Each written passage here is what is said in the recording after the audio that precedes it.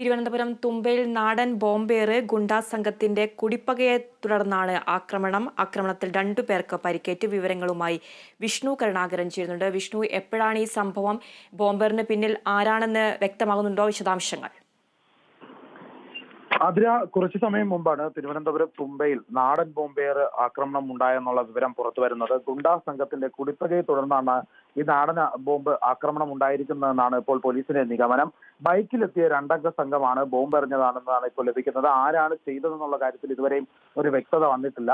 ഷമീർ എന്ന ആളുടെ വീടിന് നേരെയായിരുന്നു ആക്രമണം ഉണ്ടായത്. ഈ ആക്രമണത്തിൽ 2 പേർക്ക് പരിക്കേറ്റിട്ടുണ്ട്. ഈ ബോംബെറിയാനായി 2 പേർ ഈ ബൈക്കിലെത്തിയ സമയത്ത് വീട്ടിന്റെ മുറ്റത്ത് തന്നെ അഖിൽ, വിവേക് എന്നിവർ അടക്കമുള്ള 2 പേരുണ്ടായിരുന്നു. ഈ അഖിലിനും വിവേകിനുമാണ് ബോംബേറിൽ പരിക്കുള്ളത്. നമ്മൾ ദൃശ്യങ്ങളിൽ തന്നെ കാണാൻ സാധിക്കും രക്തത്തുള്ളികൾ വീണ് കിടക്കുന്നതൊക്കെയും. ആ ബോംബേറിൽ അഖിലിന്റെ കൈക്ക് ഗുരുതരമായി പരിക്കേറ്റിട്ടുണ്ട്. ഏതായാലും ഈ ഗുണ്ടാ കുടിപ്പകയാണെന്നുള്ള ഒരു നിഗമനത്തിൽ എത്താനുള്ള പ്രധാന കാരണം ഈ അഖിലും വിവേകും നിരവധി ക്രിമിനൽ കേസുകളിൽ പ്രതിയാണ്.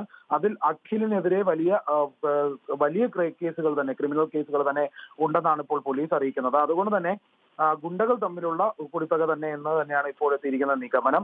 എന്നാൽ അതേസമയം ഈ പ്രദേശത്ത് കുറച്ചു നാളുകളായി വലിയ പ്രശ്നങ്ങളൊന്നും ഇല്ലാതെ സമാധാനപരമായി തുടർന്നുകൊണ്ടിരിക്കുകയായിരുന്നു. അതുകൊണ്ട് തന്നെ ഈ ആക്രമണത്തിന്റെ പിന്നിൽ എന്താണ് കാരണമെന്ന് ഇതുവരെ വ്യക്തമായിട്ടില്ല. ഏതായാലും ബോംബ് എറിഞ്ഞ ആളുകളെ കണ്ടെത്താനുള്ള ഒരു ശ്രമത്തിലാണ് പോലീസ് സ്ഥലത്തെത്തി വേണ്ട നടപടികൾ സ്വീകരിച്ചിട്ടുണ്ട്.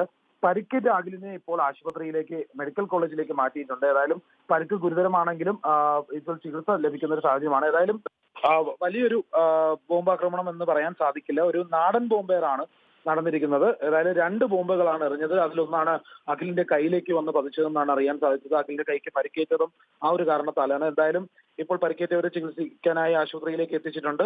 മറ്റ് അപകട സാധ്യതകളൊന്നും ഇപ്പോൾ കാണുന്നില്ല. ഏതായാലും പ്രതികൾക്കായുള്ള തിരച്ചിൽ ആരംഭിച്ചിട്ടുണ്ട്. അതിരാ.